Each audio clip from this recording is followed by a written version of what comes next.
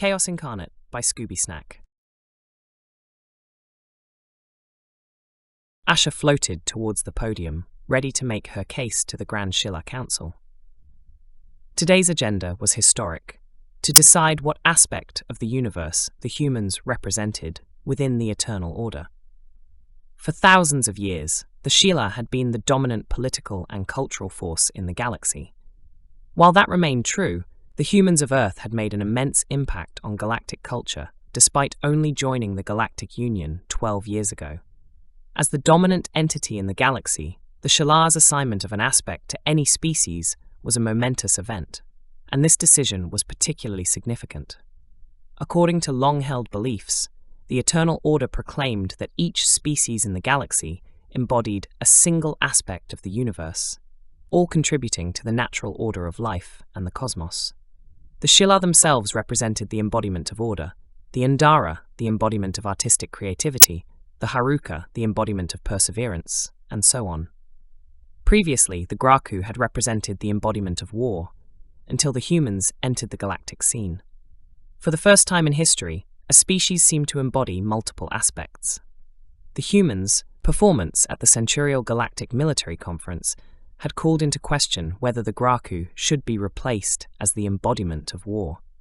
Such a change was rare and not taken lightly, having only occurred twice before in Shilaa history.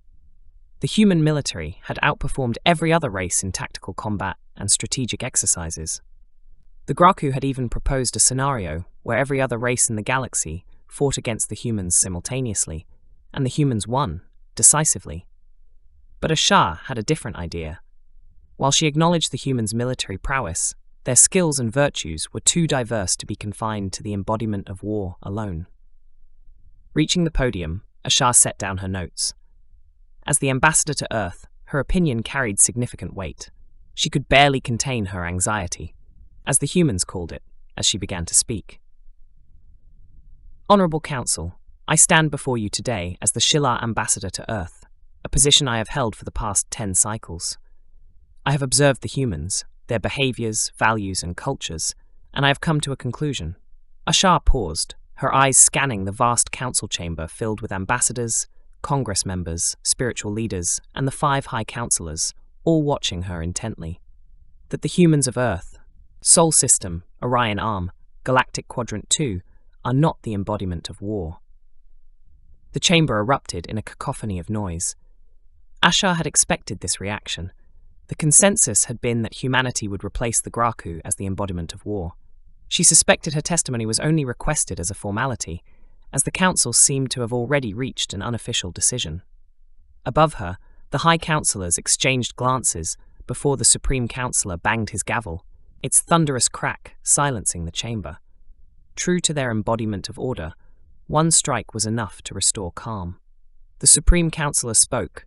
That is a highly contentious conclusion, Ambassador Ashaa. If the humans do not represent war, then what aspect do they embody? Ashaa nervously continued. Your Excellency, based on my experience with the humans, I believe they are too unpredictable to be represented by any single known aspect of the universe. But if each species must embody one aspect, then I propose that the humans represent the opposite of our own virtue. They are not the embodiment of war. They are the embodiment of chaos. The chamber resounded with furious dissent, forcing the Supreme Counselor to strike his gavel twice, an almost unheard-of event for the orderly Shilaa. Ashaa pressed on. From my observations, chaos explains why humans appear to embody multiple aspects, and why they outperform other species, even in their own aspects. Every human is unique, with individual values, beliefs, skills, thought processes, humor, and even what they call luck. While such variants might seem contradictory or detrimental to a civilization's development, chaos is not their weakness. It is their strength. Rather than burden this council with endless words, I have prepared visual evidence for brevity. She lifted a cylindrical remote and tapped the side, activating several large holoscreens, displaying a vast array of videos, each illustrating humanity's apparent insanity. Ashaa selected one video, which expanded for all to see. It depicted a tornado violently tearing through an area, but the camera then panned to show a human standing on a porch. casually sipping a drink amidst the destruction. The next video featured a group of students who had built a functional Olympian-class mech from scrap metal and junk parts, not combat-ready, but operational. Another showed a volcanologist standing beside a lava flow, shaping the molten rock into a heart, a human gesture of love. These are merely the most recent records, Ashaa explained. If the council notes the timestamps, the latest video is from just yesterday. The council murmured among themselves as Ashaa continued. This behavior is not recent. The oldest records date back to the humans' 20th and 21st centuries, long before their admittance to the Galactic Union. Ashaa scrolled to older videos.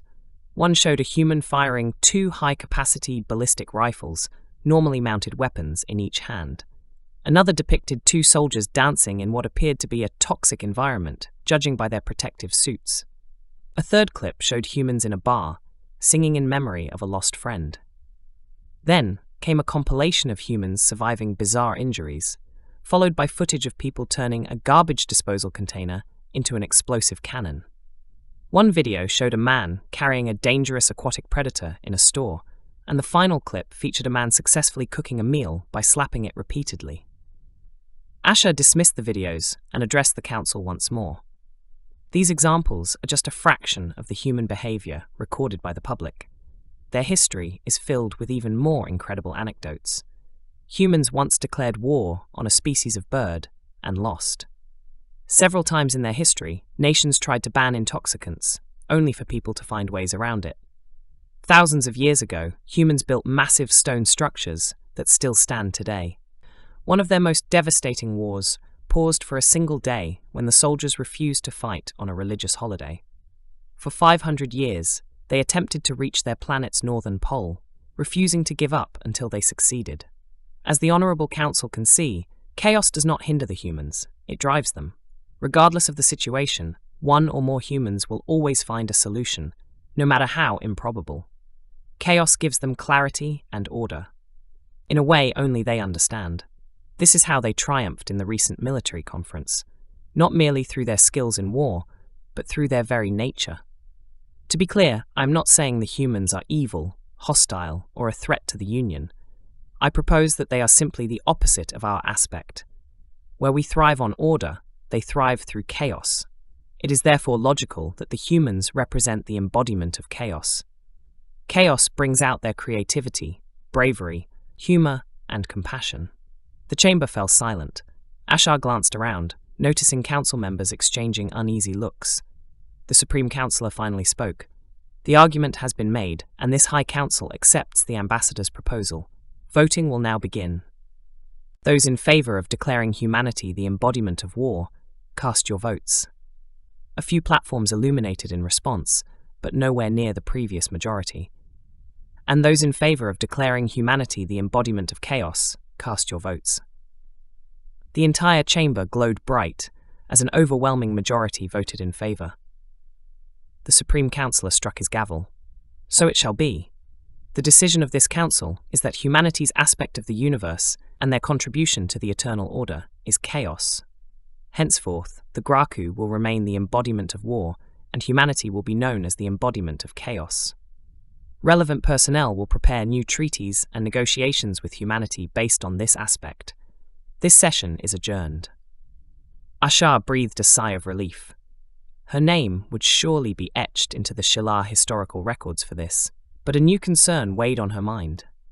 It was now in the galaxy's best interest to remain in humanity's good graces. Not out of fear of their military might, but out of mutual interest. As long as humanity remained an ally, the Galactic Union would have an unbreakable, omni-adaptable, and endlessly tenacious force, ready to face whatever the universe threw their way. The end. Like and subscribe for more content.